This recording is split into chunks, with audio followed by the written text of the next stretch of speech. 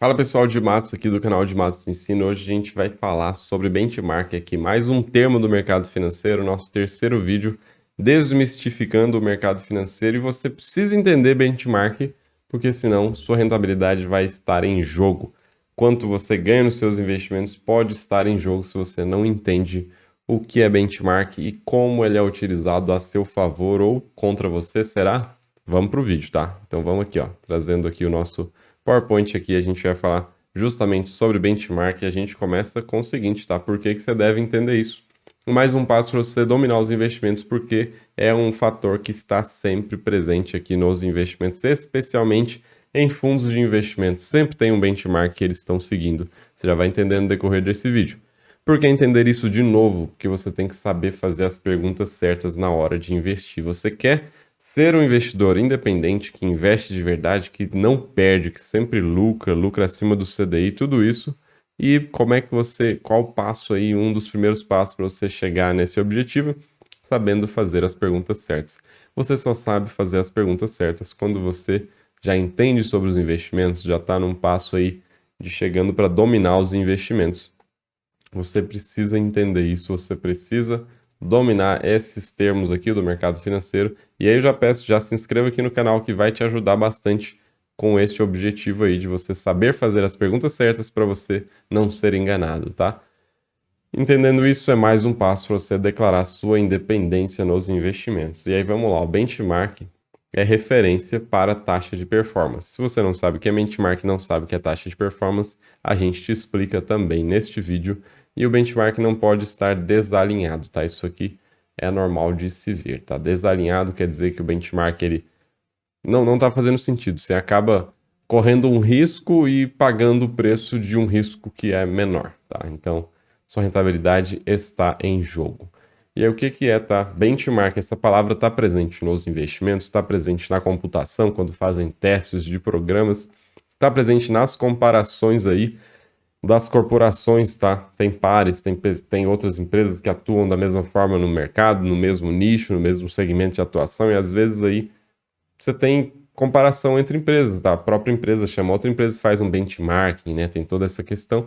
E outra questão que existe benchmark também no marketing, tá? A gente vai focar no benchmark dos investimentos, que é um pouquinho diferente. E aí vamos lá. O que que é o benchmark?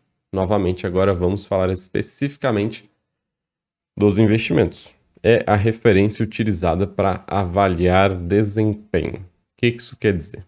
Vamos lá. Benchmark, vamos citar uns exemplos. Com exemplo, eu consigo te explicar na prática. Olha só. Você tem fundos de investimento em ações, tá? Fundos que juntam várias pessoas e compram lá fundo de investimento em ações de small caps, por exemplo, as pequenas ações aí que não são as grandonas do mercado. Você tem esse fundo de investimento. E aí você paga o quê? Você paga a taxa de administração que todo fundo de investimento tem.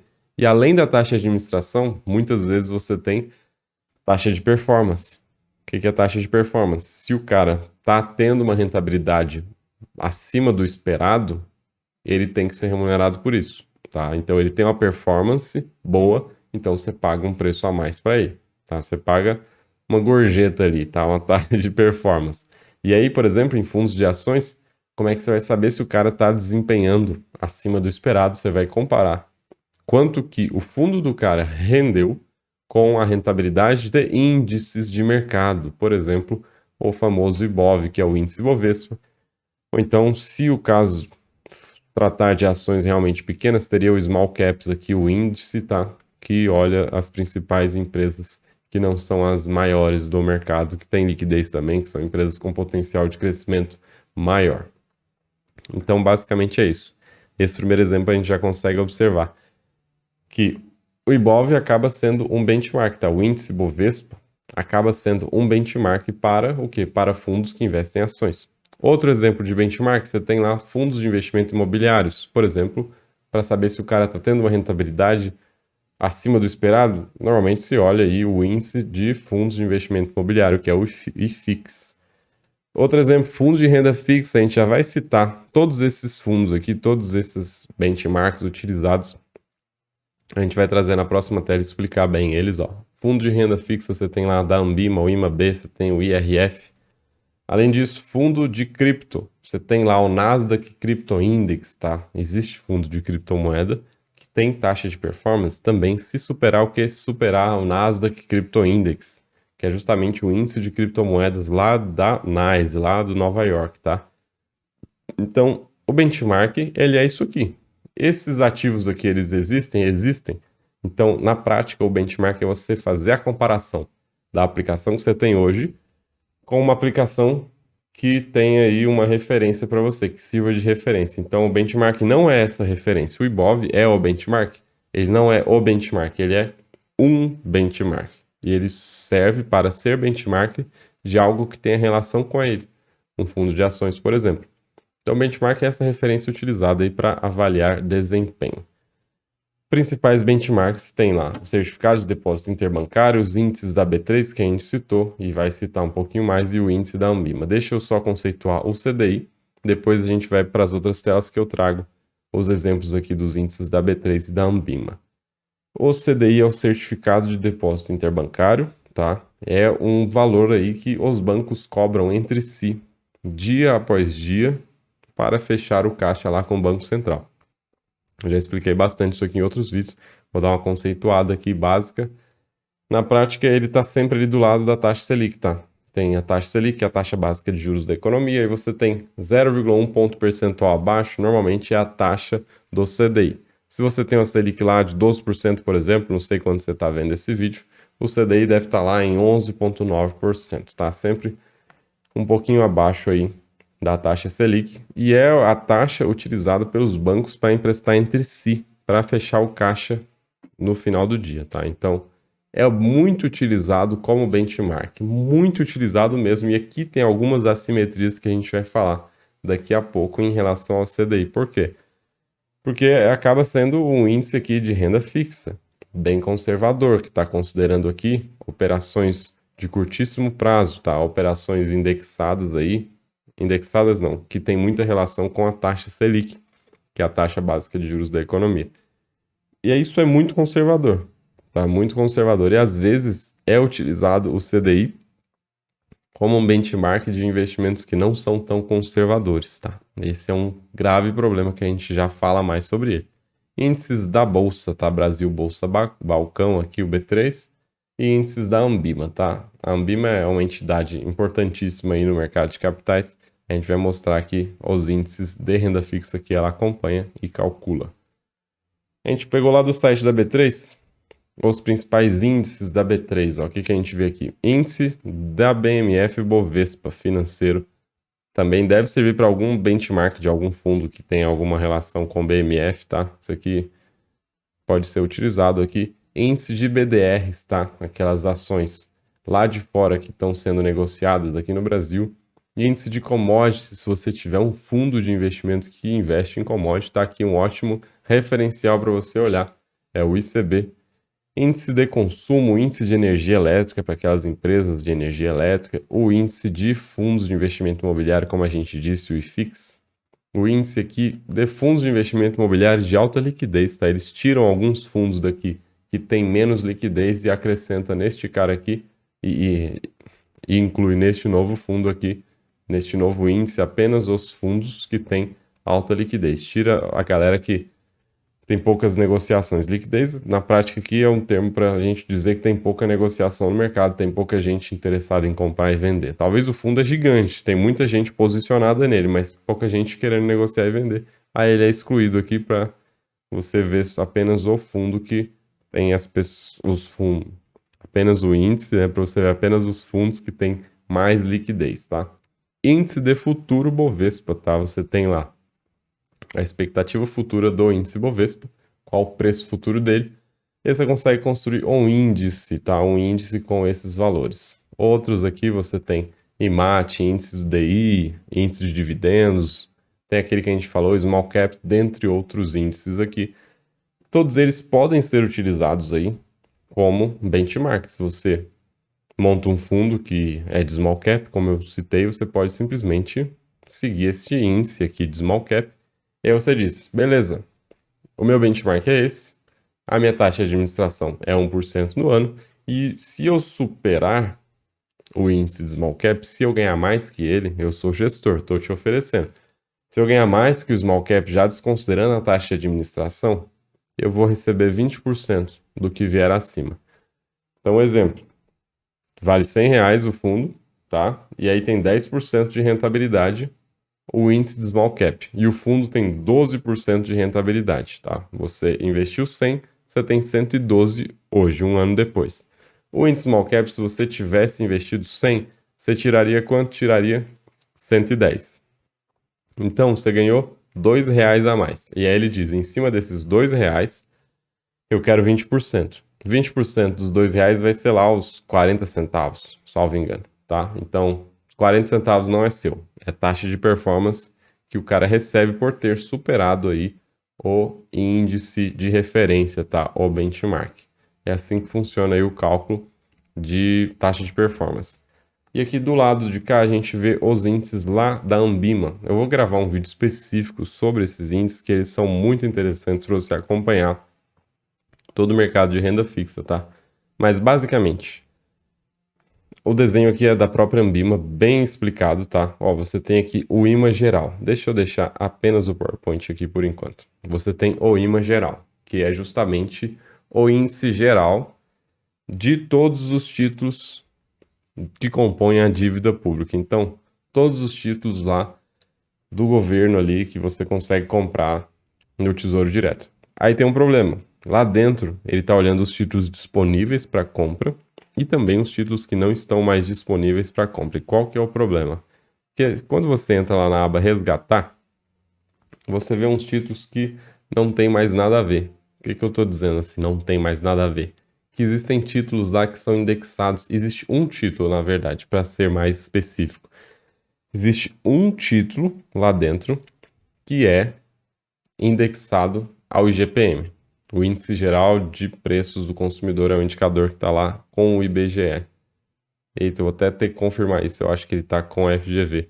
Depois eu trago a informação. É o IGPM, é um índice que sofre ele está com a FGV mesmo. Ele sofre muito aí com a variação cambial. E aí, nesses períodos agora que tivemos crise sanitária, o IGPM explodiu, tá? Então, você viu aí rentabilidades absurdas para quem tinha IGPM. Mas quem tinha IGPM? Ah, praticamente ninguém, né? Só quem tinha imóveis e tinha reajuste pelo IGPM, mas a maioria das pessoas nem conseguiu exigir esse reajuste aí, nem foi razoável pedir esse reajuste do IGPM, que foi bem alto aí no período da nossa crise sanitária aqui. Então, a gente viu que existe pessoas que têm a rentabilidade do IGPM lá no Tesouro, tá? Existe um título do Tesouro que é indexado ao IGPM.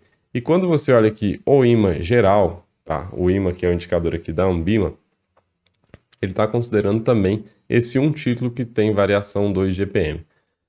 Como não é um título mais negociado, existe agora o IMA geral C, que é justamente todos os índices da dívida pública, exceto o indexado ao IGPM. Tanto que o cara é atípico que eles tiraram ele, criaram um índice só para tirar ele. Tá? Então esse aqui engloba todos esses caras aqui, que eu já vou detalhar, exceto o título que está indexado ao IGPM. Beleza. IRF, tá? Índice de renda fixa M aqui, ele olha para os títulos que são pré-fixados. Então ele está olhando qual que é a rentabilidade dos títulos pré-fixados, tá? Simples assim, pré-fixados do governo, tá? Aqueles LTNs lá. E aí tem as derivações, aqui é o geral, mas você tem algumas derivações. Tem um aqui que olha só para prazos de menos de um ano, títulos que vencem em menos de um ano. Depois ele olha só para títulos que vencem com mais de um ano. E depois ele olha para títulos que têm vencimento médio de 2 anos. Depois disso, você tem o IMA S, que está simplesmente olhando para o Tesouro Selic, tá? Simplesmente a rentabilidade do Tesouro Selic, não tem muito o que falar aqui, ele está olhando simplesmente isso. Depois o IMA B. Esse cara está olhando aqueles índices, aqueles fundos, aqueles títulos do Tesouro que pagam a rentabilidade do IPCA, tá? Quais são eles? IPCA 2035, 2045, aqueles que têm juros semestrais. Ele olha isso e aqui ele também separa em 3 outros índices, olhando para vencimento. Aqui o primeiro é até 5 anos, depois mais de 5 anos, depois com prazo médio de 2 anos aqui, tá? Então, esses são os índices de renda fixa talvez você precise conhecer um deles para ver o benchmark lá de um fundo de renda fixa, que vai que ele tenha, né, uma taxa de performance. Então, não é impossível, tá? Então, importante, atenção aí para benchmarks desalinhados. E aqui eu vou citar um exemplo aqui, por exemplo, de fundos que são long bias, tá? Existe long bias, tá?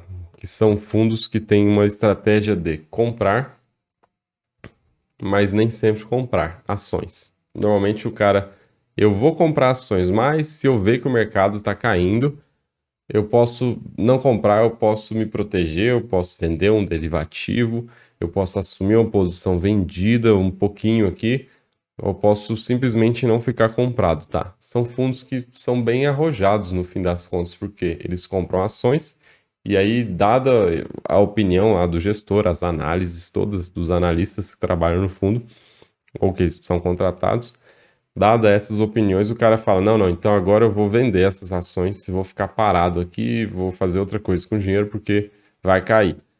E aí, se continuar subindo, né? Sempre tem um risco de o cara simplesmente perder o bonde continuar subindo e se lascar, né? Mas é um fundo agressivo. E aí, esses fundos agressivos, normalmente eles estão, é minha opinião, tá? Eles estão meio desalinhados porque eles te cobram taxa de performance em cima do que extrapola o CDI, que é aquele índice que eu falei que é extremamente conservador, né? Daqui do mercado interbancário, que está sempre perto ali da taxa Selic, sempre um pouquinho abaixo, nunca acima. Então, o cara tem uma estratégia extremamente arriscada, mexe com ações, o cara mexe com vender ações, com ficar fora do mercado de ações, com fazer algumas estratégias de proteção da carteira, e aí ele te cobra em cima do CDI. Isso é bem opinião mesmo aqui, então, só um exemplo para você começar a brotar essa semente aí para você olhar se o benchmark dos seus investimentos não está desalinhado. Tem mais, tá? Tem também fundos multimercado, MM aqui, muito tranquilos lá dentro, pode fazer tudo e acabam alavancando, tá? Fazendo operações a termo. Isso aqui não é um caso de ser desalinhado, é um caso de um ponto de atenção mesmo, porque olha só, o cara, ele tem um fundo lá que ele pode comprar ações e pode fazer operações a termo. O que que são operações a termo? É aquela operação que tem opções, né? Por exemplo, é um tipo de opção, mas despadronizado, tá? Então vamos lá. Eu quero fazer uma operação a termo com você. E aí, o que eu quero na prática? A Petrobras está lá na casa dos R$ 30. Eu falo, eu acho que a Petro vai estar R$ 40 daqui a um mês. É minha opinião. Eu acho que vai estar R$ 40. Então é só um exemplo, tá? Aí eu digo, se eu acho que vai estar R$ 40, eu quero assumir um compromisso com alguém de comprar a Petro a R$ 35, porque eu acho que vai estar R$ 40. Então eu falo para você, olha, vamos assumir um compromisso aqui, eu vou te comprar a Petrobras a R$ 35 daqui a um mês. Aí você olha, nossa, a Petro tá valendo R$ 30, vou vender a 35, topo. Só que aí, o que acontece é que tem sempre um prêmio envolvido, tá? A pessoa vai aceitar, né, essa negociação de vender a Petro a R$ 35, mas vai ter um prêmio que vai ser pago. E aí, o que está acontecendo aqui na prática?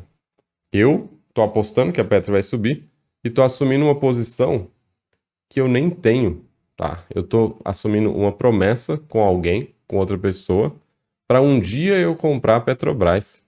E aí, o que que eu tô fazendo nisso se eu não compro Petrobras hoje? Eu só pago um prêmio por isso. Eu tô alavancando.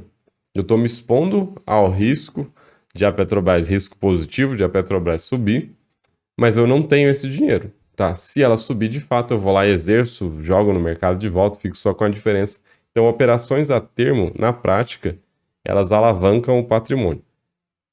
Isso é bom e é ruim, porque se der certo, você ganha mais. Se der certo, o cara tá todo alavancado em termo, ele vai bater o benchmark. Se der errado, se tudo for para baixo, ele vai perder muito mais. Então, esse é o viés aqui, tá? Atenção para isso. Se tem lá estruturas dentro do fundo que são extremamente alavancadas. Por quê? Quando estiver dando certo, ele vai dar muito mais certo. Dando muito mais certo, todo mundo vai falar: putz, você investiu nesse aqui, eu investi no outro que deu o dobro. Mas se em algum momento der errado, na prática a pessoa perde 1x, você perde 2x. Às vezes tudo até que você colocou. Então tem que tomar cuidado também com isso. Taxa de performance sobre superação do benchmark, tá? Eu coloquei aqui, mas eu já falei que você olha o benchmark e aí tem uma taxa de performance em cima do que superar isso. Último ponto aqui importante para você saber é que existe aí a marca ou então a linha d'água, tá? A marca d'água, a linha d'água. O que é isso? Você colocou lá R$ 100 no fundo, passou um semestre, você tem R$ 90. Então, você perdeu R$ 10. Como você teve prejuízo, não tem como ter cobrança de imposto de taxa de performance. Só que, próximo semestre, sai dos 90 e vai para o 100. Você entrou lá no 100. Hoje ele está 100 de novo, tá? Só que foi para 90 e depois foi para 100. Então, se olhar só um semestre, você está olhando que a rentabilidade saiu dos 90 e foi para 100. Ganhou aí mais de 10%. Faz sentido você ser cobrado a taxa de performance se o cara tiver superado o benchmark nesse caso? Não faz. Porque ele superou o benchmark, de repente, né? Poderia receber taxa de performance, só que ele não está agregando valor ao seu capital. Por quê? Porque lá atrás teve um prejuízo, saiu de 100 e foi para 90. Então, se o cara tem um prejuízo, ele só vai poder compensar se tiver a questão da marca da linha d'água, se tiver essa política, ele só pode cobrar taxa de performance depois que ele recuperar o que ele perdeu. A questão é que às vezes ele sobe de 100 para 110, cobra a taxa de performance, você paga lá uns R$ 2 ali nesse exemplo para a pessoa, para o fundo, né, para o gestor, e aí depois ele cai. Isso acontece constantemente. Você paga a taxa de performance, já era. E aí no mês seguinte começa a cair, fica 6 meses caindo. E aí num dos semestres você pagou a taxa de performance, no outro semestre você não tem o que fazer, você perdeu dinheiro, a taxa de performance paga já era, já desapareceu e você ficou com esse abacaxi na mão. Então, sim, mas vamos só rebobinar tudo para dizer que a marca d'água é muito bom, é importante ter nos fundos de investimento e a taxa de performance não é um problema, tá? Eu não estou dizendo que você deve fugir de investimentos que têm taxa de performance, por quê? Porque às vezes aqui, muitas das vezes você está remunerando um gestor profissional que tem mais resultados que os outros, um gestor que realmente está no mercado bem consolidado, que as pessoas já confiam. Então, ele tem que ser mais bem remunerado porque ele tem melhores resultados, ele entrega mais. Então, taxa de performance, na verdade, ao invés de ser um problema, muitas vezes é a solução. Que você vai ver ali um gestor que está engajado em superar as expectativas de retorno. E superando as expectativas, nem tudo que ele supera é dele, porque o dinheiro é seu, uma parte é dele, às vezes 10%, às vezes 20%. Então isso aqui não é um problema, tá? Taxa de performance não é um problema, o problema é como é que está a relação aqui com o benchmark, se ele está desalinhado ou não. O vídeo de hoje era isso, espero que vocês tenham entendido e tenham gostado. Se gostou, deixa o seu like, se inscreve aí no canal. Um abraço, até o próximo vídeo. Tchau, tchau.